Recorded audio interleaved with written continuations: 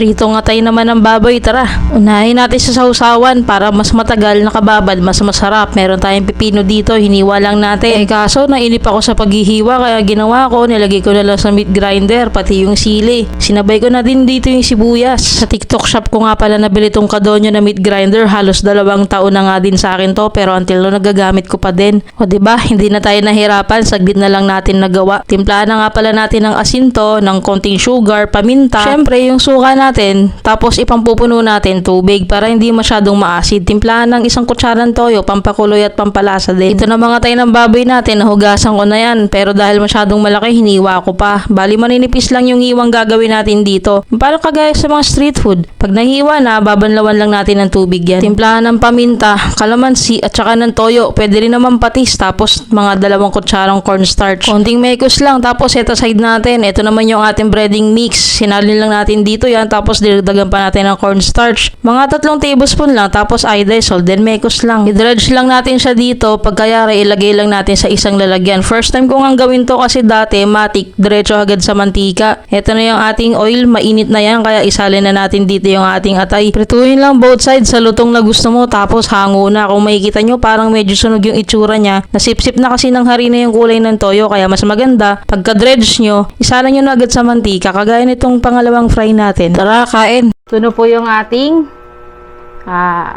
tawag dito, atay ng baboy. Yon. Meron tayong 2 klase dito eh. Hindi naman 2 klase talaga pala. Ito kasi, ano siya,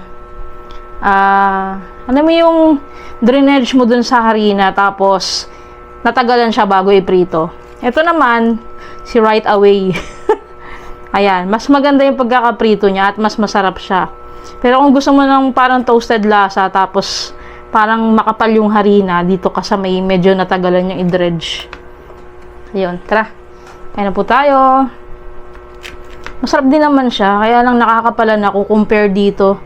Parang ang nipis lang, sakto lang siya. Ayun po. You know.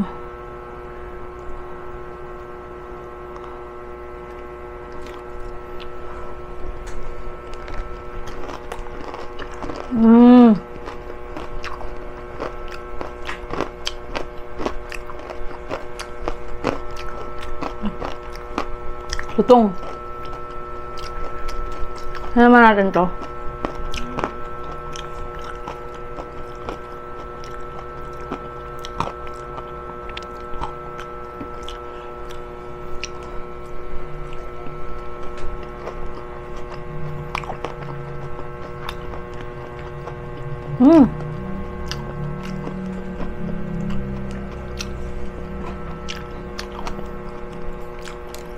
Kaya anghang eh.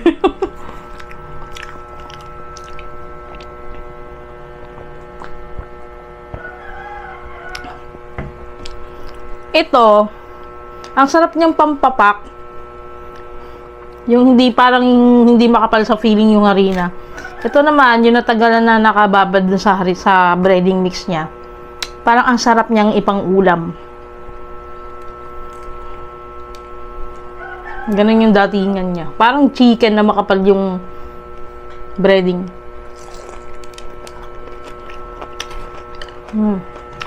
At dahil dyan, rice.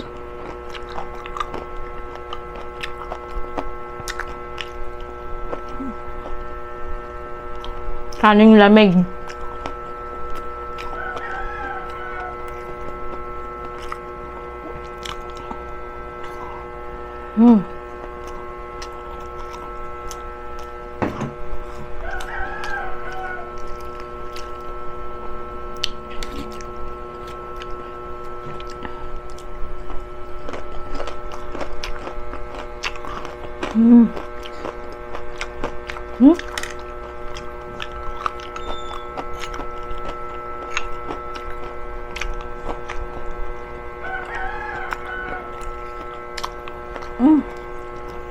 Happy ulam nito.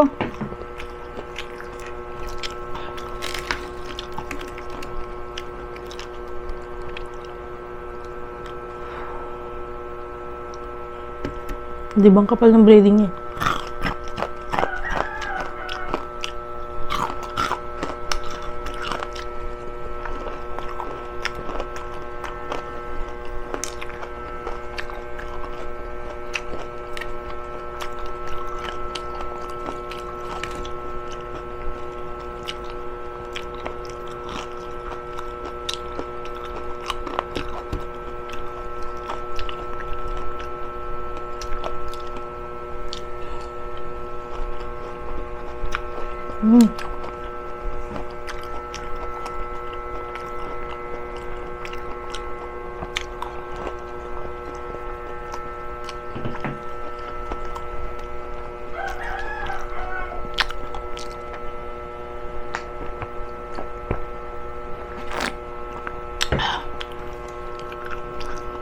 Ba't parang mas kinakain ko to?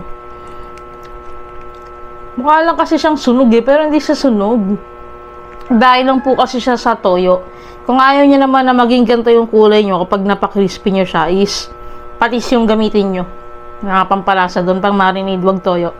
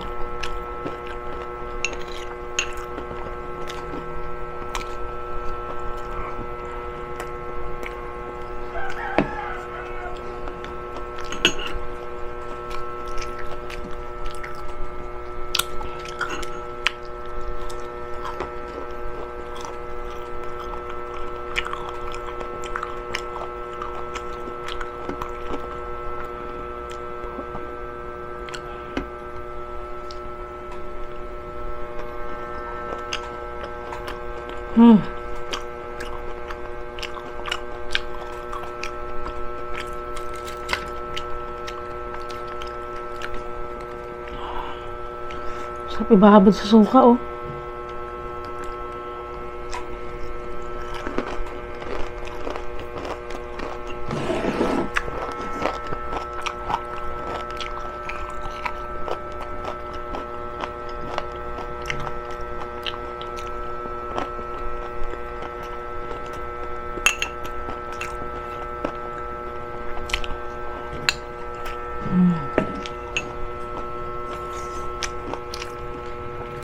Tuhog kaya natin.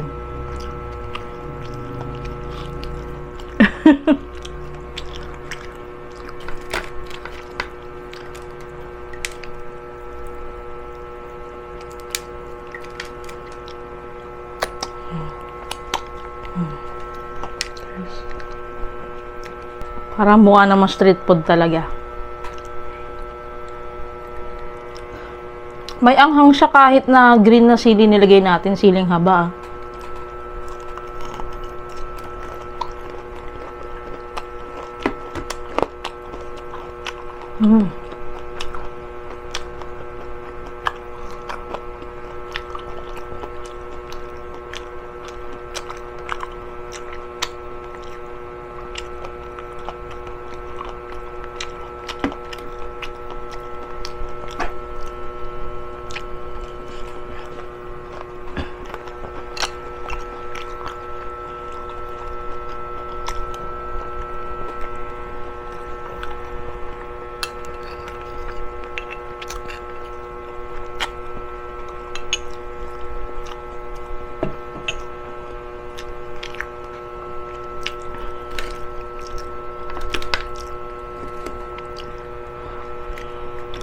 Hindi natin to ubusin mga kabsat kasi si mama pa.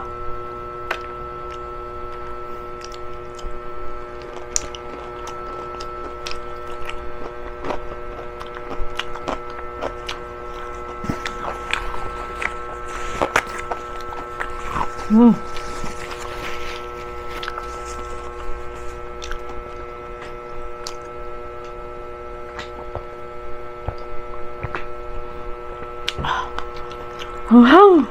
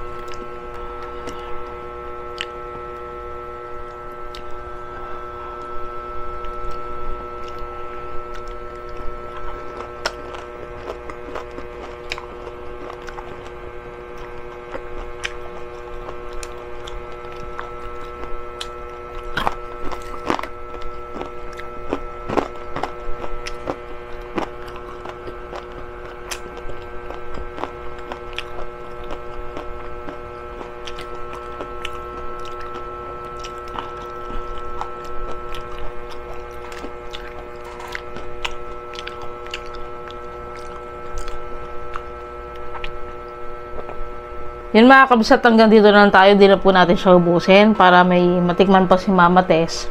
Tapos subscribe nyo naman po ako, hit yung notification bell, and mag-iwan po kayo ng comment. Follow nyo po ako sa aking Facebook page at TikTok. Yun lang, mga sige sa next video. God bless po.